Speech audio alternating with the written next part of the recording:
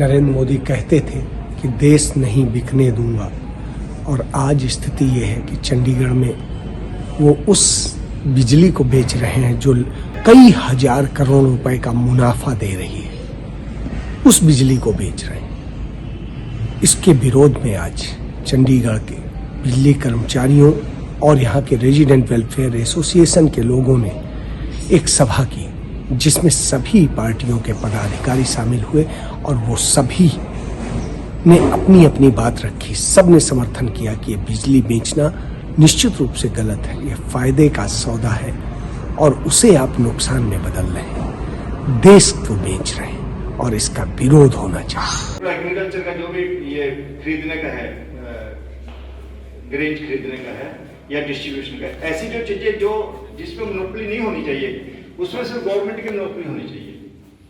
क्योंकि अगर आप प्राइवेट को मोनोपोलाइज कर देते तो जैसे आप देख रहे हो, ये रिलायंस जियो का देख रहे हो, रिलायंस जियो ने कैसे किया कि पहले तो आपको फ्री दे दिया सब कुछ, फ्री देके सबको लोग उसकी तरफ ट्रांसफर हो गए। अब क्या हुआ, अब वो जितने मर्जी लगा ले, अब बीएसएनएल भी फेल होगी, ये आइडिया, ये जितने भी तो सब फेल हो गए। अब सिर्फ आपको रिलायंस जियो दिख रही है, बाकी सब लॉस में जा रहे हैं। एडीआर चार्जिंग, ये चार्जिंग, वो चार्जिंग डाल के उसको इतना ज्यादा प्रॉब्लम में लाया जा रहा है कि वो पैसे भाग जाएंगे। ऐसे आपने एयरपोर्ट का देखा हुआ, बॉम्बे एयरपोर्ट किसी और कंपनी ने लिया तो उसको क्या, उसको इतना ज्यादा टॉर्चर किया गया कि उसको अल्टीमेटली अडानी को बेचना पड़ा। तो जैसे अभी गोबिया जी बता रहे थे कि 8 या 10 घराने जो कि बीजेपी के अच्छे दिन आए होंगे, मेरे को पता आपके किसी के अच्छे दिन आए होंगे, लेकिन हाँ 8-10 लोगों के अच्छे दिन जरूर आ गए।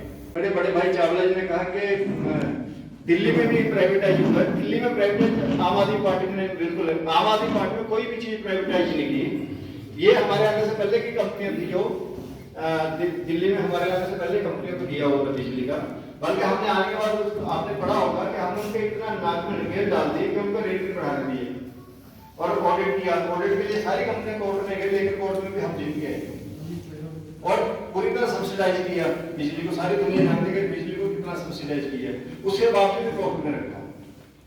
तो मैं ये चाहता हूं कि इसी के जो गवर्नमेंट के पास है, गवर्नमेंट में एफिशिएंसी इतनी आ जाए कि वो प्रॉफिट में हो, और जो बिजली का हमारा महकमा है वो तो पहले प्रॉफिट में जा रहा है।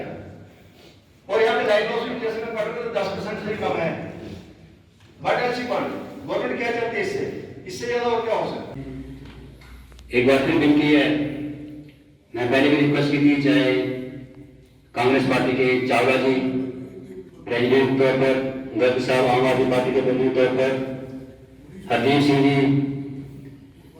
अकाली दल के प्रेसिडेंट के तौर पर, राजकुमार जी सीपीआई के प्रेसिडेंट के तौर पर, और कांग्रेस इंद्रजीत सिंह ग्रेवाल जी जो आरएमपीआई की आगू हैं, लोकल सेक्रेटरी साथी सत्यजीत बीमार है, पहुंच नहीं पाए, लेकिन ग्रेवाल जी बहुत देर से बैठे हैं।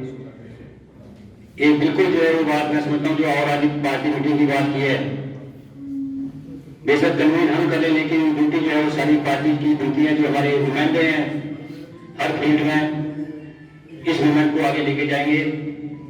मैं अगली विनती करूंगा साथी हरदीप सिंह जी, सरदार हरदीप सिंह जी जो अकाली दल के प्रधान हैं और म्यूनसिपल काउंसिलर इस बार फिक्स करके जीत के आए हैं और हमेशा ही जो है वो उनके साथ खड़े हैं। मैं रिक्वेस्ट करूंगा हरदीप जी को अपनी बात करेंगे, साथी हरदीप सिंह जी। मेरी साथी सुभाष चावला जी मेरे नाल काउंसलर भी रहे, मैडम दुर्बक्ष जी, गरेवाल जी ते सारे ही इस एसोसिएशन दे और बिजली डिपार्टमेंट के मुलाजम साहबान फतेह की सांझ करते हैं। वाहिगुरू जी का खालसा, वाहिगुरू जी की फतेह। बड़ी औखी घड़ी साढ़े सारे ने चल रही है। मैं जिस तरह आपको बताया है कि ये लड़ाई लोगों की लड़ाई है, इस करके पब्लिक इस लड़ाई को लड़े। आप तो हमारी लड़ाई अजय शुक्ला जी बार बार जो है हमारी मूवमेंट को पब्लिक के बीच में लेके जा रहे हैं, आम लोगों के बीच में इस भी आपने बहस भी कराई है। हम ये भी चाहते हैं, आपके चैनल का हम शुक्रिया भी अदा करते हैं, जो प्रिंसिपल चैनल है, जो लगातार जो लोगों की आवाज़ जो है आप बुलंद कर रहे हैं। और हम विनती करेंगे कि इस आवाज़ को भी, जो ये पब्लिक की लड़ाई है जो हम लोगों के बीच में लेके जा रहे हैं, निजीकरण के खिलाफ जो लड़ाई को आप भी इसको पब्लिक में और बहुत ही विस्तार से इसको लेके जाएंगे। निजीकरण के खिलाफ यूटी पावरमैन यूनियन काफ़ी लंबे टाइम से संघर्ष कर रही है। विशेष तौर पर जिस दिन से सरकार ने ये टेंडरिंग का प्रोसेस गैर कानूनी तौर पर शुरू किया है, और गैर कानूनी तौर पर शुरू करने से पहले जो मेन स्टेक होल्डर हैं, कर्मचारी मेन स्टेक होल्डर हैं, किसान मेन स्टेक होल्डर हैं, resident welfare association main stakeholders हैं, और चंडीगढ़ की पब्लिक वो मेन स्टेक होल्डर है जिनकी अगुवाई सारी पॉलिटिकल पार्टियाँ करती हैं। निजीकरण के बाद जहां मुलाजमों का सरकार जो है नुकसान करके प्राइवेट करने जा रही है, उसके साथ साथ सबसे बड़ा इसका असर जो है वो पब्लिक के ऊपर पड़ेगा।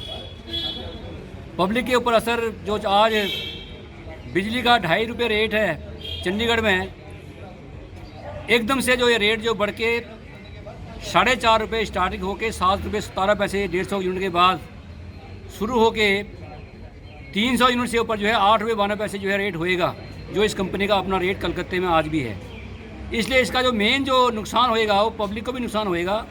इसीलिए यूनियन ने फैसला किया कि जो पब्लिक है वो पब्लिक भी इस लड़ाई की भागीदार बने, और पब्लिक क्योंकि आम जो लोग हैं, जो पब्लिक है, उसकी नुमाइंदगी पॉलिटिकल पार्टियाँ करती हैं, रेजिडेंट वेलफेयर एसोसिएशन करती हैं, पिंडू संघर्ष कमेटी करती है, और बाकी तमाम किसान जत्थेबंदियाँ हैं, दूसरी जत्थेबंदियाँ हैं, जो सोशल जत्थेबंदियाँ हैं, और जो धार्मिक जत्थेबंदियाँ भी बंधन है, वो सारे लोग जो है नुमाइंदगी करते हैं। इस करके हमारी ये रिक्वेस्ट है, हमने विनती की है कि इस मूवमेंट को चंडीगढ़ की पब्लिक अपने हाथ में ले।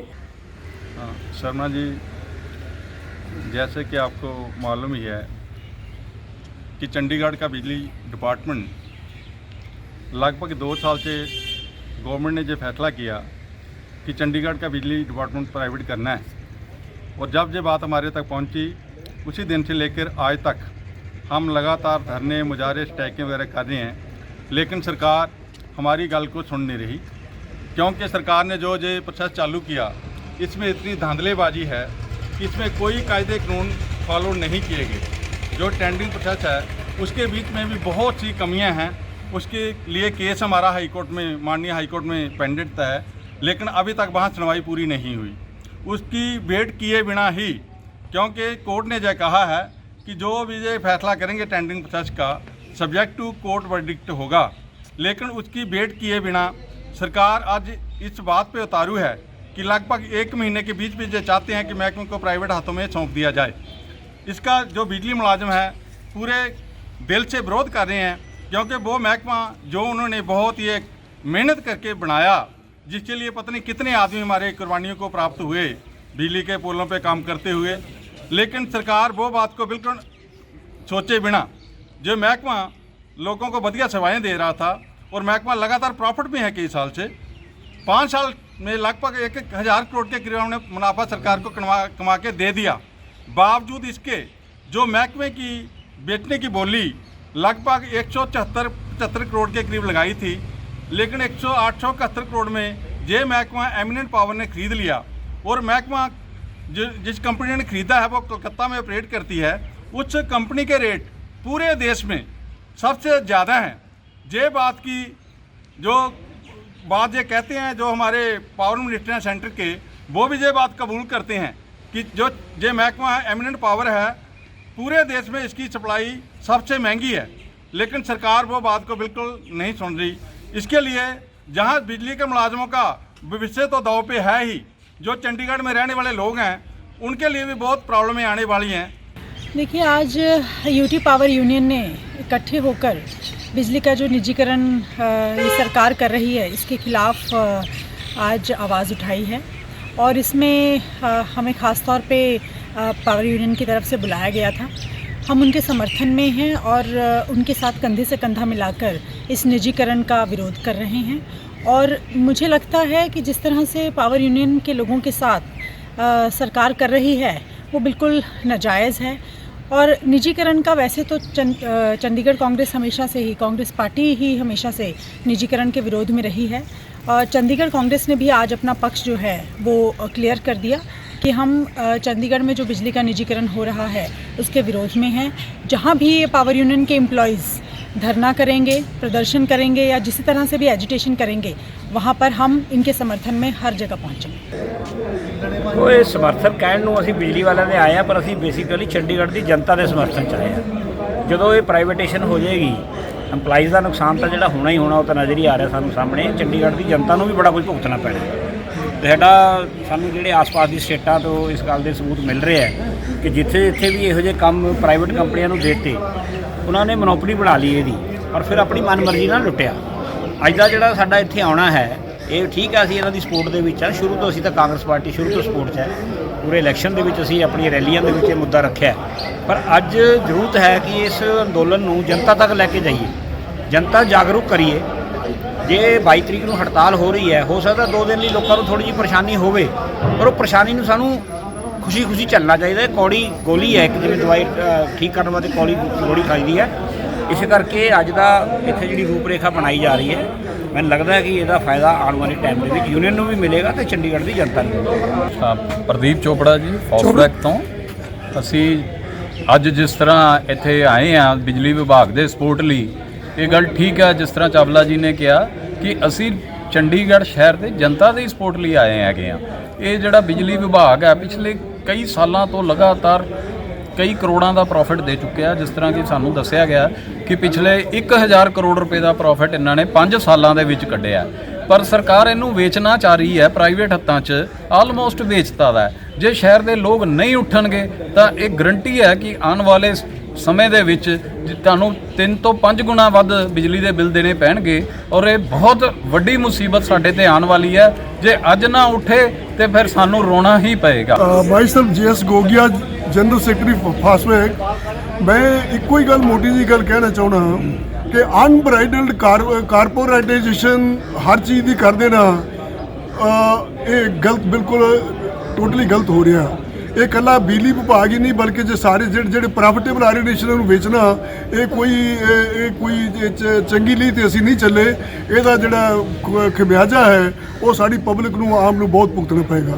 ਇਹਦੇ ਜਿਹੜਾ ਜੀ ਦੇਖੋ, ਜਿੱਥੇ ਵੀ ਸਾਰਿਆਂ ਨੇ ਗੱਲਾਂ ਜਿਸ ਤਰ੍ਹਾਂ ਦੱਸੀਆਂ ਕਿ ਆਲਰੇਡੀ ਪ੍ਰੋਫਿਟੇਬਲ ਹੈ, ਉਹ ਤਾਂ ਇੱਕ ਵੱਡੀ ਗੱਲ ਹੈ। ਅਦਰਵਾਈਜ਼ ਵੀ ਪ੍ਰਾਈਵੇਟਾਈਜ਼ ਕਰਨਾ, ਉਹ ਚੀਜ਼ਾਂ ਜਿਹੜੀਆਂ ਬੰਦਿਆਂ ਨੂੰ ਬੇਸਿਕ ਜਿਹੜੀ ਲੋੜ ਹੈ, ਅਗਰ ਉਸ ਨੂੰ ਆਪਾਂ ਪ੍ਰਾਈਵੇਟਾਈਜ਼ ਕਰ ਦਿਆਂਗੇ ਤੇ ਫਿਰ ਜਿਹੜੇ ਉਹ ਬੰਦੇ, ਉਹ ਤਾਂ ਆਪਣੀ ਮਰਜ਼ੀ ਨਾਲ ਤੁਹਾਡਾ ਜਦੋਂ ਮਤਲਬ ਐਕਸਪਲੋਇਟ ਤੁਹਾਨੂੰ ਕਰਨਾ ਚਾਹਣਗੇ ਕਰ ਲੈਣਗੇ।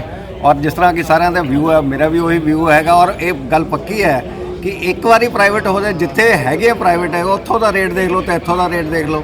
ਔਰ ਇੱਥੋਂ ਦਾ ਉਹ ਲੋ ਰੇਟ ਰੱਖਣ ਤੋਂ ਬਾਅਦ ਵੀ ਅਗਰ ਇਹ ਪ੍ਰੋਫਿਟ 'ਚ ਜਾ ਰਹੀ ਹੈ, ਫਿਰ ਵੀ ਉਹਨੂੰ ਪ੍ਰਾਈਵੇਟਾਈਜ਼ ਕਰਨੀ, ਫਿਰ ਤਾਂ ਸਾਡੇ ਆਮ ਜਨਤਾ ਦੇ ਨਾਲ ਧੱਕਾ ਹੈ।